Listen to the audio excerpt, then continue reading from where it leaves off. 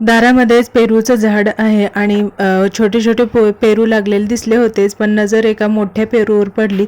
तो तोडून आणला आणि आजच्या कामाला सुरुवात केली.